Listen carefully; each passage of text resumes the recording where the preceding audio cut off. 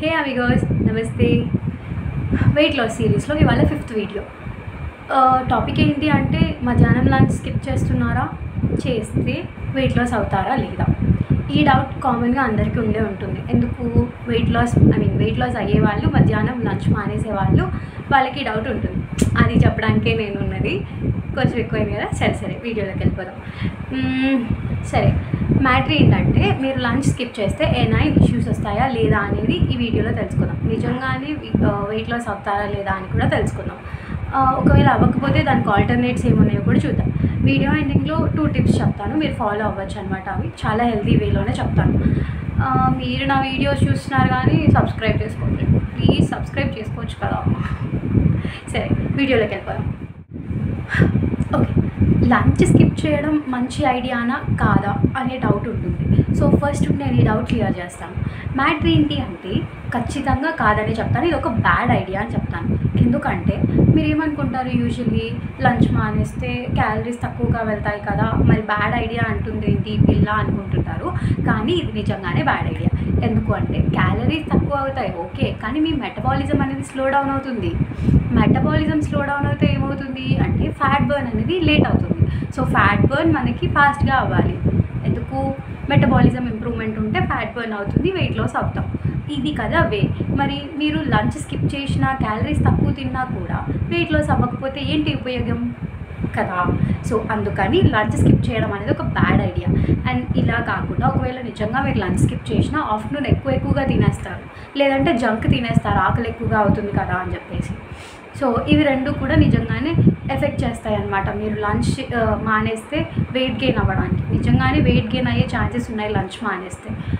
So ఇది bad idea అని ఖచ్చితంగా చెప్తాను. సో లంచ్ స్కిప్ చేస్తే మన బాడీకి వచ్చే ఎఫెక్ట్స్ ఏంటి, ఇది నెక్స్ట్ క్వశ్చన్. సో దీనికి ఆన్సర్ ఏంటి అంటే యూజువల్లీ బాడీలో ఉన్న షుగర్ లెవెల్స్ అనేవి డ్రాప్ అయిపోతే ఏమవుతుంది, కళ్ళు తిరిగి పడిపోతారు. సో చికాకత్ అవసరమా, బ్లడ్ షుగర్ లెవెల్స్ డౌన్ అయిపోతే డయాబెటిక్ కండిషన్స్ సూన్లో వస్తాయి మీకు. అలా ఫ్రీక్వెంట్గా తగ్గుతూ ఉంటే ఏమవుతుంది, నెక్స్ట్ కూడా వచ్చే ఛాన్సెస్ ఉంటాయి కదా డయాబెటీస్. ఇది కాకుండా మీ బ్రెయిన్ ఫంక్షనింగ్ అనేది తగ్గిపోతుంది, తొందరగా ఆలోచించలేరు, ఏ డెసిషన్ తీసుకోలేరు, అసలు మీ బ్రెయినే పనిచేయదు సరిగ్గా తినకపోతే. సో ఇంకొక ప్రాబ్లం ఏంటి అంటే మాల్ న్యూట్రిషన్. అదే అండి పోషకాహార లోపం.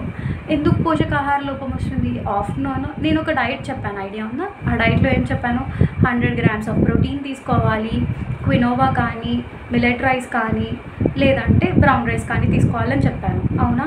వీటితో పాటుగా ఒక ఎగ్ తీసుకోవాలని కూడా చెప్పాను. మీకు almost all protein content, fibre content and sugars కూడా దొరుకుతున్నాయి, కావాల్సిన రేంజ్లో దొరుకుతున్నాయి.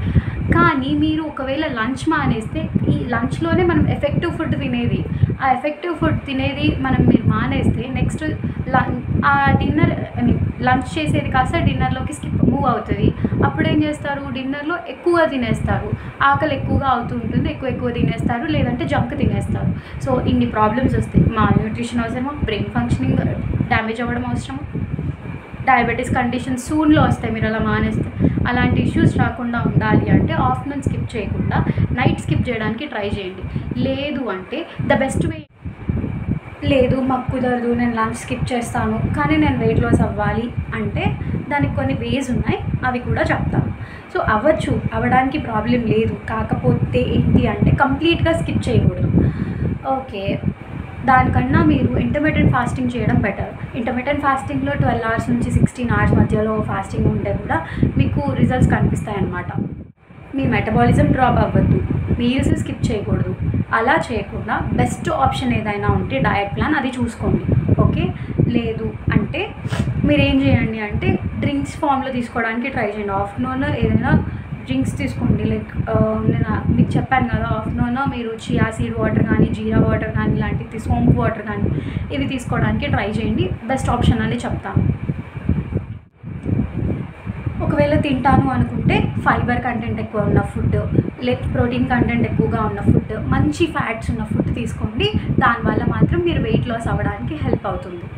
ఓకే, కన్క్లూజన్లోకి వచ్చేద్దాం. సో కన్క్లూజన్లో ఏంటి, నేను ఏం చెప్తాను అంటే ఏం చేసినా కూడా వెయిట్ లాస్ అవ్వడానికి అది హెల్తీ వేలో చూసుకోండి. లంచ్ స్కిప్ చేస్తే మీరు వెయిట్ గెయిన్ అవుతారు తప్ప వెయిట్ లాస్ అయ్యే ఛాన్స్ లేదు. దాని ప్లేస్లో కొంచెం తినడానికి ట్రై చేయండి.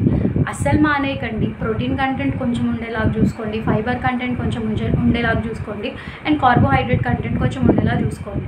అలా అయితే మీ బాడీ ప్రాపర్ వేలో ఉంటుంది. ఫిట్గా డైట్ చేయండి, ఫుడ్ మానేయండి, కానీ మానేసిన దానికి ఆల్టర్నేట్గా ఇంకేదైనా ఒకటి తీసుకోవడానికి ట్రై చేయండి.